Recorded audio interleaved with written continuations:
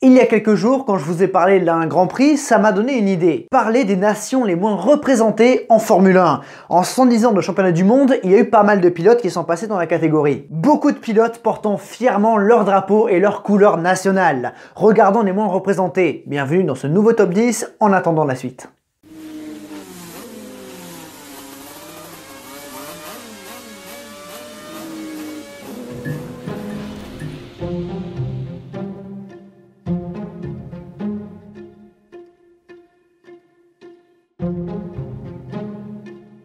Depuis le Grand Prix de Grande-Bretagne 1950, 39 nationalités ont été représentées en championnat du monde de Formule 1.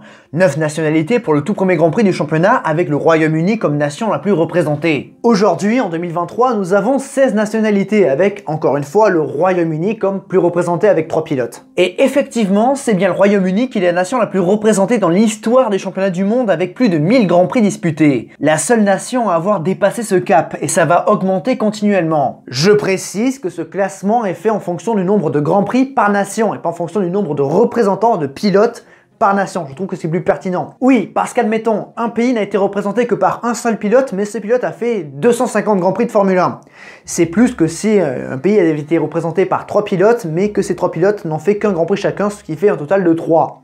Voilà pourquoi je pense que le nombre de Grands Prix est plus représentatif que le nombre de pilotes. Bref, on commence. Numéro 10, l'Inde avec 57 Grands Prix de Formule 1. 57 Grands Prix entre 2005 et 2012 répartis entre 2 pilotes, Narain Karthikeyan et Karun Chandhok. Narain est celui qui en a disputé le plus avec 46 départs et c'est également le premier Indien en F1. Ses débuts remontent au Grand Prix d'Australie 2005 avec Jordan. Narain doit plus sa carrière à son portefeuille et à ses soutiens qu'à son talent pur. Souvent hors du coup, il est plus facile de soulever les points négatifs de ce pilote que les points positifs. En effet, on peut penser à sa conversation radio lunaire du Grand Prix du Canada 2011, à ses erreurs de pilotage, à son record de la position la plus basse à l'arrivée, 24e à Valencia en 2011, mais aussi à ses 2 non-qualifications. En revanche, Narain est le seul pilote indien à avoir marqué des points en F1 avec sa 4e place au Grand Prix des États-Unis 2005. Oui, il n'était que 6, mais c'est déjà ça. Il est également le dernier Indien en F1 après son passage chez HRT qu'il a achevé au Grand Prix du Brésil 2012. HRT a donc eu dans ses voitures les 2 Indiens de la F1 avec Karun Chandhok, plus talentueux que Narain. Karun a fait les 10 premiers Grands Prix de la saison 2010 avant d'être remplacé par Shakon Yamamoto dont le portefeuille était plus intéressant. En 2011, il est le 3e pilote Lotus et disputera un 11e et dernier Grand Prix en Allemagne. Numéro 9, la Chine avec un seul représentant, Zhou Guanyu. Nous sommes à plus de 35 Grands Prix, presque 40 pour le pilote Alfa Romeo arrivé en 2022 en F1. Il vit sa 2e saison et sa place a été un petit peu menacée. En conservant son baquet en 2024, il pourrait permettre à la Chine de dépasser l'Inde en nombre de Grands Prix. En attendant, Guanyu fait un bon travail en F1 même s'il est difficile de le comparer. En effet, c'est difficile de savoir à quel niveau évolue Valtteri Bottas. Le Finlandais laisse des doutes. Mais Guanyu est capable de battre son expérimenté équipier finlandais. On peut noter sa magnifique 5e place sur la grille au Hungaroring cette année, même si c'était plus compliqué le lendemain au départ.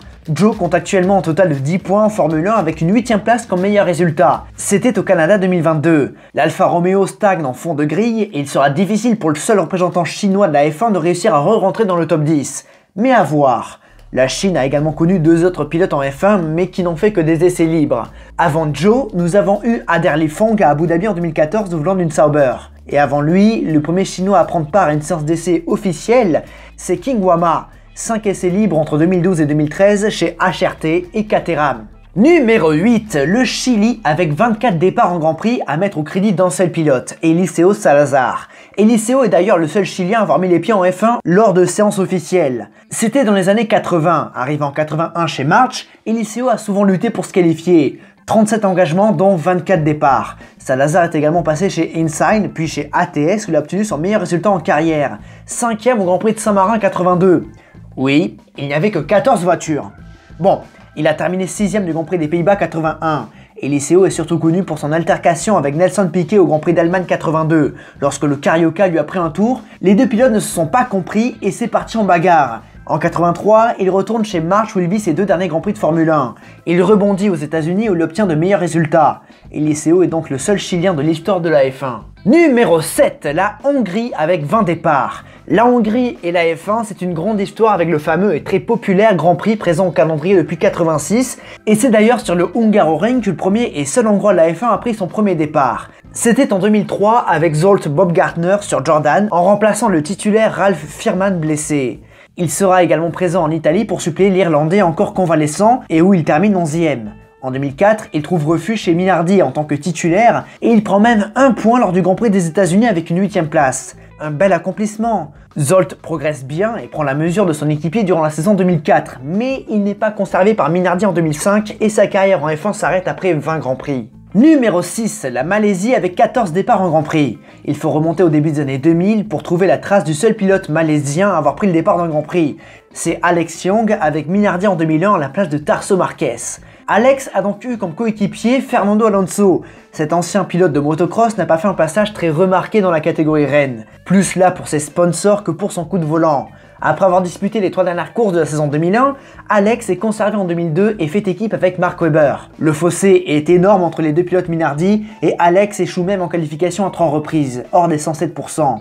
Malgré tout, il profite des abandons pour terminer 10e en France, son meilleur résultat. Il achève son passage au terme de la saison 2002. Puis, un autre pilote malaisien prendra le volant d'une Formule 1 en séance d'essai officielle, Ferouz Fauzi en 2010. Un total de 5 FP1 pour le compte de l'écurie Lotus. Il est donc le dernier malaisien à avoir pris le volant d'une F1. Qui sera le prochain? Bon courage pour répondre. Numéro 5, on ne va pas trop loin avec l'Indonésie qui a 12 départs en Grand Prix. Il ne faut pas remonter bien loin car c'était en 2016 avec Manor avec Rio Haryanto. Pilote assez méconnu qui est pourtant passé par le chemin classique d'accession à la F1. Il a même été pilote Manor en 2010 en GP3. En 2015, pour sa 4e saison de GP2, Rio remporte 3 courses sprint et termine 4e du championnat. Il obtient donc sa super licence et rejoint chez Manor un autre débutant, Pascal Wehrlein. Soutenu par le gouvernement indonésien, Rio n'est pas totalement largué par l'Allemand, mais il en manque.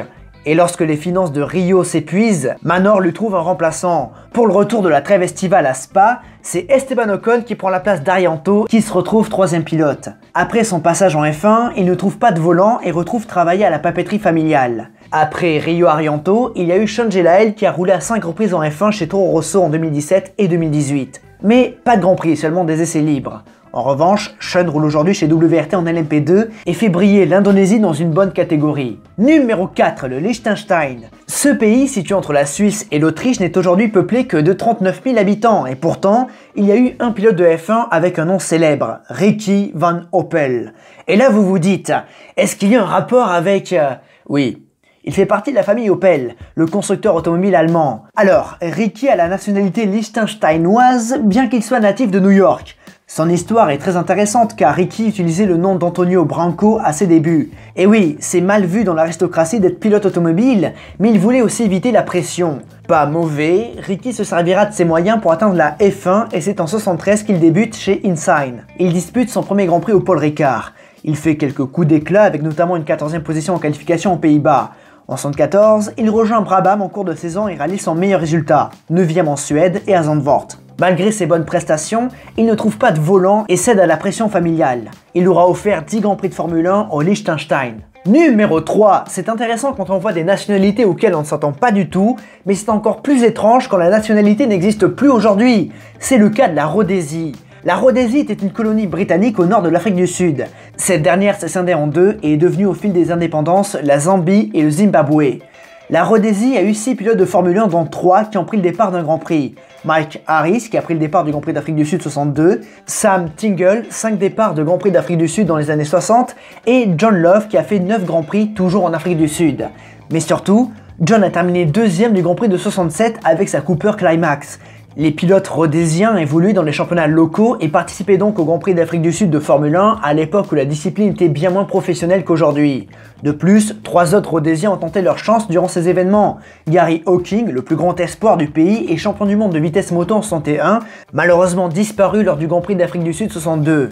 Puis nous avons eu également Ray Reid et Clive Pudsey. Et sachez qu'aujourd'hui, si la Rhodésie n'existe plus, il y a un pilote zimbabwéen qui évolue au haut niveau, Axel Jefferies en GT et en WEC dans l'Aston Martin 98. Numéro 2, l'Uruguay avec 5 départs en Grand Prix. 5 départs répartis entre 3 pilotes. Le premier et le plus capé, Eitel Cantoni avec 3 départs en Grand Prix en 52. Avec 2 départs, Alberto Urria avec les Grands Prix d'Argentine 55 et 56.